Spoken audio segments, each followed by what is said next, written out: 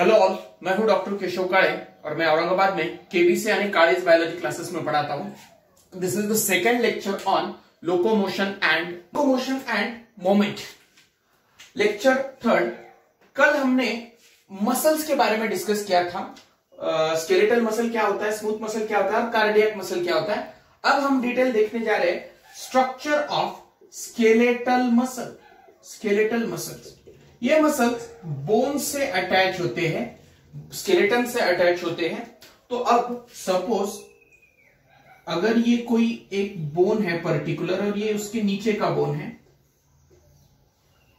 तो यहां से ये मसल का ओरिजिन है, जहां से मसल शुरू होता है और जहां पे जाके एंड होता है उसे इंसर्शन कहा जाता है। इंसर्शन कहा जाता है।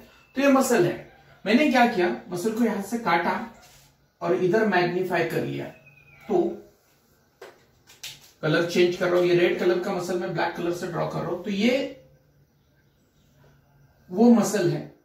मसल का ये जो आउटर कवरिंग है बच्चों, आउटर कवरिंग है, ये कोलेजिनस कनेक्टिव टिश्यू से बनता है, कोलेजिन से बना होता है और ये इसे फेशिया कहते हैं, फेशिया। अब इसके अंदर जब हमने मसल को देखा किसी भी, तो मसल के हमें कई सारे ऐसे, पूरा मसल एक साथ नहीं था, कई सारे उसमें बंडल्स थे, मसल के बंडल्स थे।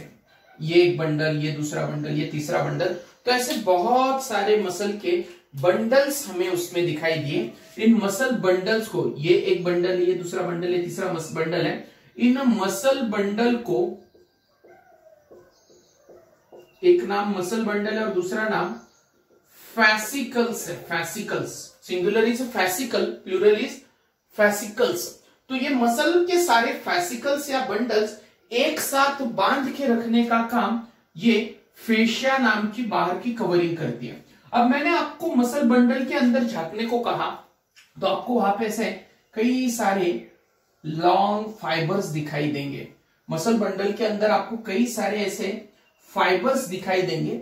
मैंने उसमें से एक फाइबर बाहर निकाला। ये जो फाइबर आपको मसल बंडल के अंदर दिखते हैं, ये मसल के सेल्स होते हैं, जिनको मसल फाइबर कहा जाता है। मसल सेल क्यों नहीं कहते रूटीनली, एक्चुअली वो सेल ही है, क्योंकि वो इलोंगेटेड होते हैं, लंबे होते हैं, और जो चीजें लंबी होती है उसको फाइबर कहा जाता है। तो मसल का एक फाइबर यानी एक सेल अगर मैं बाहर निकालूं और उसे मैग्नीफाई करके आप लोगों को दिखाऊं, तो कुछ इस तरह से दिखाई देगा।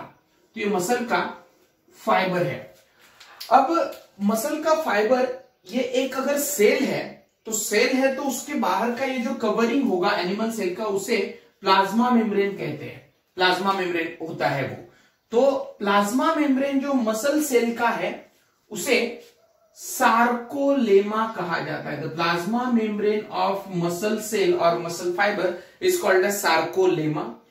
सेल है तो सेल के अंदर साइटोप्लाज्म भी होगा, तो इसका जो साइटोप्लाज्म होता है उसे सार्कोप्लाज्म कहा जाता है। सार्कोप्लाज्म कहा जाता है।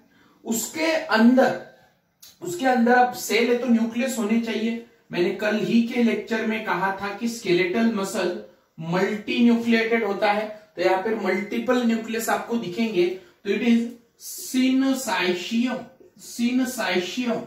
सिनसाइशियम is a multi nucleated animal cell. ये मल्टी न्यूक्लिएटेड एनिमल सेल है, सिनसाइशियम है ये। देन यहां पे साइटोप्लाज्म है। साइटोप्लाज्म में जो ऑर्गेनल रूटीनली एक एनिमल सेल में होने चाहिए वो सारे यहां पे होते हैं। माइटोकॉन्ड्रिया होगा, गोल्गी कॉम्प्लेक्स होगा, एंडोप्लाज्मिक रेटिकुलम होगा। तो यहां पे सेल के वक्त भी ये पॉइंट डिस्कस हुआ था हमारा। तो यहां पे जो स्केलेटल मसल के अंदर एंडोप्लाज्मिक रेटिकुलम होता है, उसे इस एंडोप्लाज्मिक रेटिकुलम को सार्कोप्लाज्मिक रेटिकुलम कहा जाता है। तो ये सार्कोप्लाज्मिक रेटिकुलम होगा। यहां पे देखो बच्चों, इस सार्कोप्लाज्मिक रेटिकुलम का काम क्या है, तो ये मसल के अंदर कैल्शियम, मसल सेल के अंदर कैल्शियम स्टोर करता है। It stores the calcium in the muscle fibre. अब इस मसल फाइबर के अंदर ये अगर एक सेल है, तो सेल के जैसे बाकी चीजें हैं, जैसे कि यहाँ पे बाहर से प्लाज्मा मेम्ब्रेन है जिसको सार्कोलेमा कहा जाता है, उसके अंदर साइटोप्लाज्म है जिसे सार्कोप्लाज्म कहा जाता है, कई सारे न्यूक्लियस है, सार्कोप्लाज्मिक रेटिकुलम है जिसमें कैल्शियम है, जो कि एक एंडोप्लाज्मिक रेटिकुलम ही है। इसके अलावा एक चीज होती है जो रूटीनली बाकी सेल्स में नहीं होती है और मसल के सेल्स में होती है, उस चीज को कहते हैं मायोफिलामेंट या मायोफिब्रिल्स। क्या होते हैं ये मायोफिलामेंट या मायोफिब्रिल्स? तो जब हम मसल के अंदर देखते हैं, इंट्रासेलुलरली जब देखेंगे हम, तो हमें बहुत सारे ऐसे फाइबर्स दिखाई देंगे, लंबे लंबे लंबे ऐसे फाइबर्स दिखाई देंगे, और इन फाइबर्स को कहा जाता है मायोफिलामेंट, मायोफिलामेंट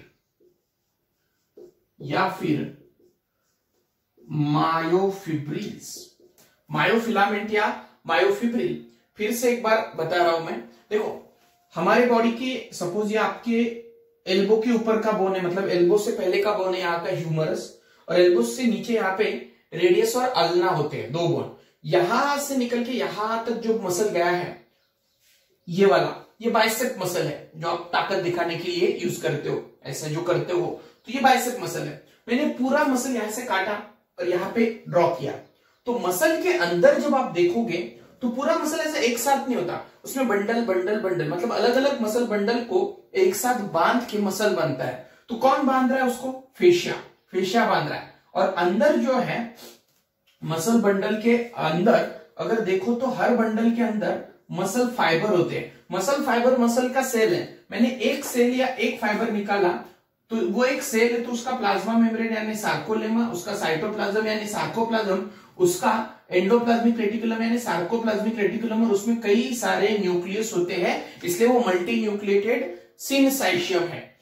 अब इसके अंदर एक चीज जो है वो अनयूजुअल है, वो सिर्फ मसल के लिए स्पेसिफिक है कि ऐसे लॉन्जिट्यूडिनली प्लेस, लॉन्ग एक्सिस की डायरेक्शन में प्लेस कई सारे मायोफिलामेंट या मायोफिब्रिल नाम के फाइबर्स होते हैं। जब मैंने एक मायोफिब्रिल या मायोफिलामेंट को बाहर निकाला बच्चों और उसे ड्रॉ किया, तो जब आप उसे देखते हो, सपोज ये एक मायोफिब्रिल अगर देखते हो, तो आपको उसपे अल्टरनेट ऐसे डार्क, उसके बाद लाइट, उसके बाद डार्क, उसके बाद लाइट, उसके बाद डार्क बैंड्स दिखते हैं। मतलब light dark, light dark, light dark, ऐसे आपको बैंड्स उस पर दिखाई देंगे। अब इस मायोफिलामेंट पे ऐसे alternate dark light, dark light, dark light bands है, dark light, dark light, dark light bands है, इसलिए सारे ही मायोफिलामेंट पे वैसे बैंड होंगे, इसलिए इस मसल के सेल पे भी डार्क लाइट बैंड दिखाई देंगे। मसल के सेल पे डार्क लाइट बैंड दिखाई देंगे, इसलिए पूरा मसल बंडल ही डार्क लाइट अल्टरनेट स्ट्राइशंस दिखाएगा। मसल, एक मसल बंडल, दूसरा मसल बंडल, तीसरा, सभी लाइट डार्क बैंड दिखाते हैं, इसलिए पूरे मसल पे ही अल्टरनेटेड डार्क लाइट बैंड्स वहां पे दिखाई देंगे। अब हम इसके अंदर झांकेंगे कि इसके अंदर क्यों ऐसे लाइट और डार्क बैंड्स दिखते हैं, क्या रीजन है, क्या वजह है। तो हम अब देखेंगे muscle fibre, actually not muscle fibre, मैं कह रहा हूं मायोफिलामेंट या मायोफिब्रिल देखेंगे हम लोग। देखो बच्चों, देखते देखते एक टॉपिक खत्म हो गया है, दूसरा टॉपिक भी नेक्स्ट वीक में खत्म हो जाएगा। तो ऐसे एक टॉपिक जो है वो खत्म होते होते सिलेबस खत्म होता है और आपकी पढ़ाई शुरू ही नहीं हो पाती। आपको ऐसा लग रहा होगा कि अभी 10th का रिजल्ट बाकी है, उसके बाद सोचेंगे, उसके बाद देखेंगे, तो उतना टाइम मत वेस्ट करो। हर तरफ लोग अब पढ़ाई के लिए शुरू हो चुके हैं, हर ग्लैमरस करियर में कंपटीशन बहुत ज्यादा है, उसमें मेडिकल फील्ड भी आता है।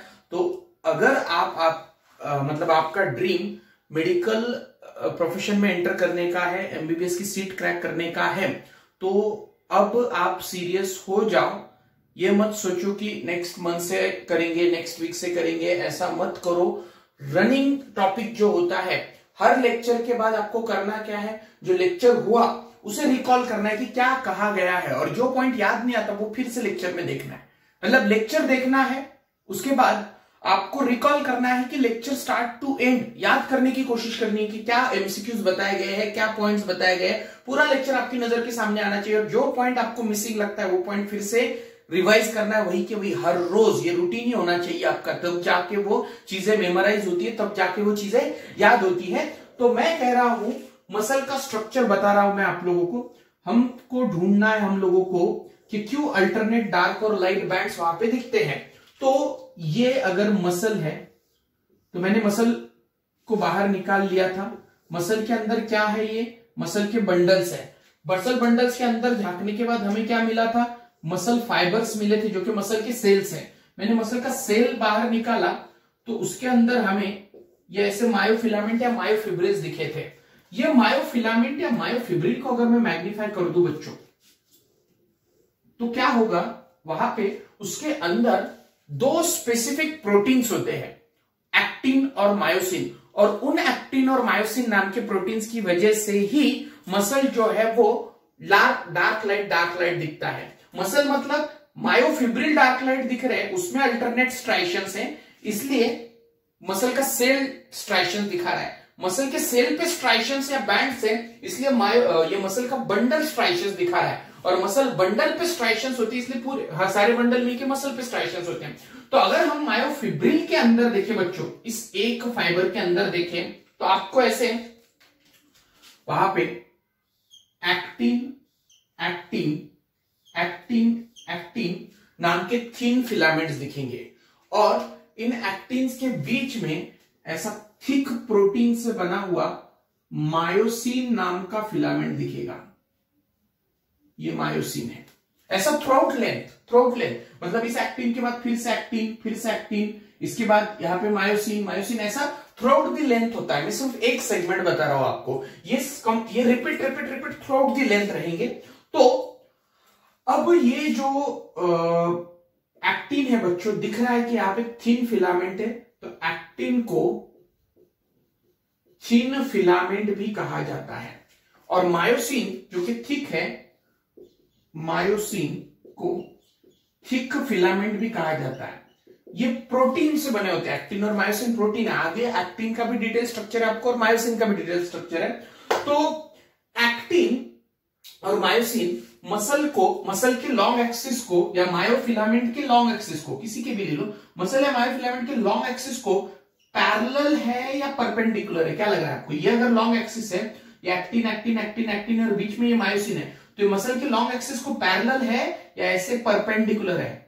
अगर ये वर्टिकल होते, अगर ये खड़े होते ऐसे, तो लॉन्ग एक्सिस को परपेंडिकुलर है ऐसे कहा जाता। लेकिन ये लॉन्ग एक्सिस के डायरेक्शन में, मतलब they are parallel to the long axis of this muscle fibre और दिस मायोफिलामेंट या मसल फाइबर के लॉन्ग एक्सिस को वो पैरेलल है। आगे बढ़ते हैं, जब हम इसे नजदीक से देखते हैं तो जिस हिस्से में बच्चों देखो, जिस हिस्से में एक्टिन है उसे लाइट बैंड कहा जाता है, और जिस हिस्से में मायोसिन है उसे डार्क बैंड कहा जाता है। लाइट बैंड का दूसरा नाम है आइसोट्रोपिक बैंड। और इस आइसोट्रोपिक का आई उठा लिया तो उसे आई बैंड भी कहा जाता है। तो लाइट बैंड, आइसोट्रोपिक बैंड या फिर आई बैंड। ओके, कौन सा? ये वाला। तो ये पोर्शन आपको लाइट दिखेगा। उसके बाद जिस हिस्से में मायोसिन है उसे डार्क बैंड या फिर एनआइसोट्रोपिक बैंड कहा जाता है। एनआइसोट्रोपिक बैंड, डार्क बैंड या फिर एनआइसोट्रोपिक बैंड। ये जो एनआइसोट्रोपिक बैंड है, इस अनआइसोट्रोपिक का ए लेते हैं, इसलिए इसे ए बैंड भी कहा जाता है। अब मुझे पता है आप लोगों के दिमाग में एक सवाल आ रहा होगा कि एनसीईआरटी की लाइन है भाई कि ए बैंड जो है वो मायोसिन बना रहा है और आई बैंड को एक्टिन बना रहा है, ये लाइन है। लेकिन अगर इसे ठीक से देखो तो ये इतना जो पोर्शन है यहां पे, या फिर इतना जो पोर्शन है, इस पे एक्टिन और मायोसिन दोनों है इस हिस्से में। ओके, तो ये हिस्सा देखो, इसके आगे का हिस्सा जहां पे मायोसिन है तो ये पैच डार्क ही दिखेगा, यहां पे सिर्फ एक्टिन है तो ये पैच लाइट ही दिखेगा। What about the portion which contains both actin and myosin? जिस हिस्से में एक्टिन और मायोसिन दोनों है उस हिस्से को क्या कहोगे? तो वो हिस्सा डार्क बैंड का हिस्सा है। मतलब इन शॉर्ट अगर मैं सिंप्लीफाइड एक्सप्लेनेशन दूं आपको, तो जितना मायोसिन उतना डार्क बैंड, अगर एक्टिन प्रेजेंट रहने दो ना रहने दो, जितना मायोसिन है उतना डार्क बैंड है और उसके आगे लाइट बैंड शुरू होता है। मतलब ये डार्क बैंड है, इसके आगे लाइट बैंड है, फिर से मायोसिन शुरू होगा, वो डार्क बैंड, फिर जहां मायोसिन नहीं है वो लाइट बैंड। अब ये बात ठीक है यहाँ पे कि जहां पे मायोसिन नहीं है उस हिस्से में एक्टिन होता है, इसलिए उन्होंने क्लियर लाइन दी एनसीईआरटी में कि light band is form by the actin and dark band is form by the myosin. लेकिन व्हाट अबाउट द पोर्शन कि जहां पे दोनों है, तो लाइट बैंड का हिस्सा रहेगा या डार्क बैंड का हिस्सा रहेगा? तो ये जो हिस्सा है जिसके ऊपर और नीचे दोनों तरफ से एक्टिन और बीच में मायोसिन है, वो हिस्सा डार्क बैंड का ही रहेगा, क्योंकि जितना मायोसिन होता है उतना वहां पे डार्क बैंड, उतना लेंथ का या विड्थ का डार्क बैंड होता है। अब इस एक्टिन के बीच में से एक इलास्टिक मेम्ब्रेन जाती है, ये इलास्टिक मेम्ब्रेन है एक्टिन के बीच में से, और यहां से भी एक्टिन के बीच में से एक इलास्टिक मेम्ब्रेन जाता है, इसे जेड लाइन कहा जाता है बच्चों, जेड लाइन। इसके भी आगे एक्टिन होगा, एक्टिन बीच में मायोसिन, बीच में से जेड लाइन, ये रिपीट, ये पूरा लेंथ रिपीट होगा थ्रू आउट द लेंथ। तो जेड लाइन, ये जो जेड लाइन होते हैं दोनों, इन दो जेड लाइन के बीच में का जो डिस्टेंस है बच्चों, उसे कहते हैं सार्कोमेर, उस डिस्टेंस को कहते हैं sarcomere. And sarcomere is the functional unit of contraction, it is the functional unit of contraction. Contraction का वो फंक्शनल यूनिट है। मतलब क्या है इस लाइन का, कि हम कहते हैं मसल कॉन्ट्रैक्ट हो रहा है, ये मेरा मसल कॉन्ट्रैक्ट हो रहा है। मसल क्यों कॉन्ट्रैक्ट होगा? इसलिए कॉन्ट्रैक्ट होगा कि उसके मसल बंडल्स कॉन्ट्रैक्ट होंगे। मसल के बंडल्स क्यों कॉन्ट्रैक्ट होंगे? क्योंकि उसके अंदर के मसल फाइबर्स कॉन्ट्रैक्ट होंगे। मसल फाइबर क्यों कॉन्ट्रैक्ट होगा? क्योंकि हर मसल फाइबर के अंदर ये जो धागे हैं, मायोफिलामेंट या मायोफिब्रिल, वो कॉन्ट्रैक्ट होंगे सारे, इसलिए मसल फाइबर कॉन्ट्रैक्ट होगा। मायोफिलामेंट या मायोफिब्रिल क्यों कॉन्ट्रैक्ट होगा? ये अगर पूरा यहां तक लेंथ होगा तो हर वहां पे ये जो दो जेड लाइन के बीच में का डिस्टेंस है, इसे सार्कोमेर कहा जाता है। और इस सार्कोमेर का कॉन्ट्रैक्शन होगा, इसलिए मायोफिलामेंट या मायोफिब्रिल कॉन्ट्रैक्ट होगा। ये पूरा सपोज यहां तक अगर इस साइड डायरेक्शन में, सपोज यहां तक अगर है, ये क्या यहां तक अगर मायोफिलामेंट या मायोफिब्रिल है, तो इधर एक सार्कोमेर होगा, इधर एक सार्कोमेर होगा, इधर एक सार्कोमेर होगा। ऐसा एक एक सार्कोमेर कॉन्ट्रैक्ट होने की वजह से मायोफिब्रिल कॉन्ट्रैक्ट होते हैं बच्चों। मायोफिब्रिल की वजह से मसल फाइबर कॉन्ट्रैक्ट होते हैं, मसल फाइबर की वजह से मसल बंडल, और मसल बंडल की वजह से मसल कॉन्ट्रैक्ट होता है। तो सबसे छोटी लेवल पे कॉन्ट्रैक्शन अगर स्टडी करना है तो किस लेवल पे करना पड़ता है? तो it is the at the level of sarcomere. Sarcomere की लेवल पे वो कॉन्ट्रैक्शन स्टडी करना पड़ता है। The functional unit of contraction is the sarcomere.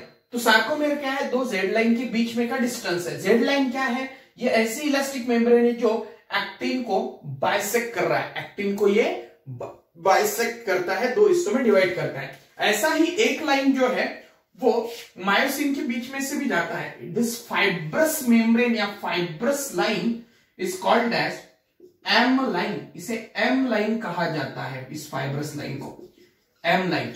तो M line is the fibrous line or fibrous membrane which bisects the myosin, and Z line is the elastic membrane. elastic यानी जिसको खींचने पे उसका dimension change हो सकता है, ऐसा ये इलास्टिक लाइन है Z लाइन। अब आप अगर ठीक से देखो यहां पे, तो ये जो मायोसिन का एंड है, इस एंड के ऊपर कौन है? एक्टिन है। एंड के ऊपर कौन है? एक्टिन है। The ends of myosin are overlapped by the actin, or the ends of these thick filaments are overlapped by the thin filaments. और बीच में का ये जो हिस्सा है, मैं 2 मिनट के लिए एम लाइन को रब कर देता हूं।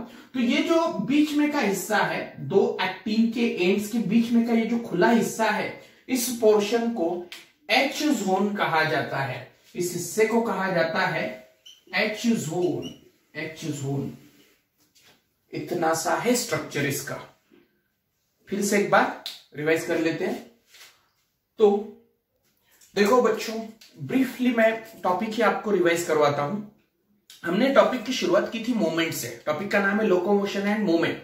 मोमेंट क्या है? मेरे साथ याद करो, जो मैं बात करूंगा, जिस पॉइंट पे मैं डिस्कस करूंगा, वो आपको याद आना चाहिए। मोमेंट म्हणजे हलचल, and this moment differentiates the living from the non living. अब इसमें the moment which results in the change in position or locus of body is called as locomotion. walking, running, flying, ये सारे swimming, ये सारे locomotion है। उसके बाद हमने मोमेंट्स के टाइप देखे थे। सीलियरी मोमेंट ट्रकिया और फैलोपियन ट्यूब में है, उसके बाद अमीबॉइड मूवमेंट अमीबा में होता है, साथ में ल्यूकोसाइट्स यानी WBC में होता है। उसके बाद हमने देखा फ्लैजेलर मूवमेंट जो स्पर्म में होता है, उसके साथ यूग्लिना में होता है। और कौन है तीसरा एग्जांपल? S for sponges. और लास्ट में जिस मोमेंट को नर्वस सिस्टम, स्केलेटल सिस्टम और मस्कुलर सिस्टम तीनों की जरूरत होती है, वो कौन सा है? Muscular moment. ये हमने पहले लेक्चर में देखा।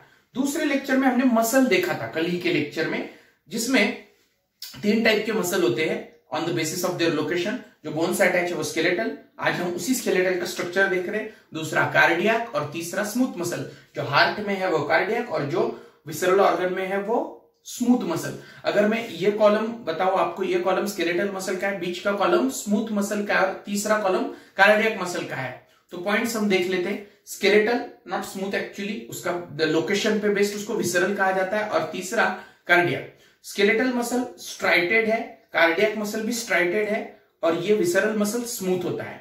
स्केलेटल मसल बोन से अटैच है, स्मूथ विसरल मसल जो है वो विसरल ऑर्गन्स में होते हैं जो आपके बॉडी के अंदर है, स्टमक, इंटेस्टाइन, पैनक्रियाज, ये सारे विसरल ऑर्गन है। कार्डियक मसल हार्ट में होता है।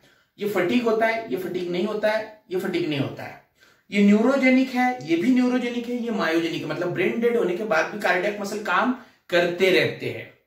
ओके, ये सारे पॉइंट्स। मल्टी न्यूक्लिएटेड कौन है? Skeletal muscle. ब्रांच कौन है? Cardiac muscle. उन ब्रांचेस को क्या कहते हैं? Intercalated disc. ये सारी बातें हमने कल की थी। पूरे बॉडी में से कितना परसेंट मास जो है वो मसल का है? तो 40 to 50% मास मसल का है। आगे बढ़ते हैं। स्केलेटल मसल जो है इसका स्ट्रक्चर हमने देखा है आज। तो स्केलेटल मसल बोन से अटैच होते हैं और मसल को अगर बाहर निकालूं मैं तो उसके अंदर मुझे मसल के बंडल्स दिखाई देते हैं जिनको कहते हैं फैसिकल्स। और इन सारे फैसिकल्स को एक साथ बांध के रखने वाला होता है फेशिया। मसल बंडल के अंदर अगर झांको तो वहां पे आपको मसल के फाइबर्स यानी सेल्स दिखते हैं। ये मैंने एक सेल बाहर निकाल लिया, ये सपोज एक सेल है, तो ये सेल है तो इसका प्लाज्मा मेम्ब्रेन जो होता है इसको प्लाज्मा लेमा सार्कोलेमा कहा जाता है। इसके साइटोप्लाज्म को सार्कोप्लाज्म कहा जाता है। इसके अंदर जो कैल्शियम स्टोर करने वाला एंडोप्लाज्मिक रेटिकुलम है उसे सार्कोप्लाज्मिक रेटिकुलम कहा जाता है। अब इसके अलावा यहाँ पे क्या मिलेगा? तो ऐसे फाइबर्स मिलते हैं जिनको मायोफिलामेंट या मायोफिब्रिल कहा जाता है। ये फाइबर जो है इस पे अल्टरनेट डार्क लाइट बैंड होता है। इस हर एक फाइबर पे अल्टरनेट डार्क लाइट बैंड है, इसलिए मसल के सेल पे भी अल्टरनेट डार्क लाइट बैंड दिखाई देते हैं। स्केलेटल मसल स्ट्राइटेड क्यों है? पट्टे काय आहेत तिथं? तर त्या स्केलेटल मसलच्या सेलच्या आत पट्टे असलेले मसल मायोफिब्रिल नावाचे फायबर आहे। मायोफिब्रिलवर पट्टे आहेत, बँड्स आहेत म्हणून मसलच्या सेलवर बँड आहेत। मसल सेलवर बँड आहेत म्हणून मसलच्या बंडल मध्ये आणि म्हणूनच मसल वरती पण स्ट्राइचेस दिसतात। मग या मायोफिब्रिल मध्ये बँड काय? तर त्याच्यामध्ये ऍक्टिन आणि मायोसिन नावाचे प्रोटीन्स असतात। जेवढ्या लेंथ मध्ये मायोसिन तिथं डार्क बँड आणि जिथं मायोसिन नाही म्हणजे हा पोर्शन जिथं ऍक्टिन आहे आणि मायोसिन नाही हा लाईट बँड, म्हणजे हा लाईट, हा एवढा पॅच डार्क, परत लाईट, परत इथं पुढे मायोसिन असेल तर असं करत करत ते डार्क लाईट दिसतात। ऍक्टिनच्या मधून जाणारी ही जी लाईन आहे तिला झेड लाईन म्हणतात। This is the elastic membrane. अशीच ऍक्टिनच्या मधून जाणारी ही दुसरी झेड लाईन आणि दोन झेड लाईनच्या मधलं जे डिस्टन्स असतं त्याला सार्कोमेअर असं म्हटलं जातं, जे की स्मॉलेस्ट युनिट आहे किंवा फंक्शनल युनिट आहे कॉन्ट्रॅक्शनचं। सार्कोमेअर्स कॉन्ट्रॅक्ट होतात म्हणून मायोफिलामेंट कॉन्ट्रॅक्ट होतो। मायोफिलामेंट कॉन्ट्रॅक्ट होतो म्हणून मसल सेल कॉन्ट्रॅक्ट होते। मसल सेल्स कॉन्ट्रॅक्ट होतात म्हणून बंडल्स कॉन्ट्रॅक्ट होतात आणि बंडल्स कॉन्ट्रॅक्ट होतात म्हणून मसल कॉन्ट्रॅक्ट होते। मग आता याच्या मधून जाणारी जी लाईन असते जी ड्रॉ केलेली नाही इथं, आता इथून जी जाईल तिला एम लाईन किंवा फायब्रस मेम्ब्रेन असं म्हटलं जातं। फायब्रस मेम्ब्रेन असते ती एम लाईन। ऍक्टिनच्या दोन एंड्सच्या मधला हा जो पोर्शन आहे, दोन एंडच्या मधला जिथे ऍक्टिन नाहीये, मायोसिन जिथं अनकवर्ड आहे, त्या दोन एंडच्या मधल्या ओपन स्पेसला या अनकवर्ड पोर्शनला एच झोन असं म्हटलं जातं। H zone. ओके, या लेक्चरशी संदर्भात जे काय डाऊट्स असतील, त्यानंतर ऍप मध्ये लेक्चर्स कसे असतील, त्याचं फी स्ट्रक्चर काय असेल, पॅटर्न काय असेल, आपल्या एक्झामचा पॅटर्न काय असेल, नोट्स कशा प्रोव्हाइड होतील, या सगळ्या प्रश्नांची उत्तरं ज्यांना हवी आहेत त्यांनी आपल्या 7972312550 या नंबरवर व्हॉट्सअप करा. थँक्यू.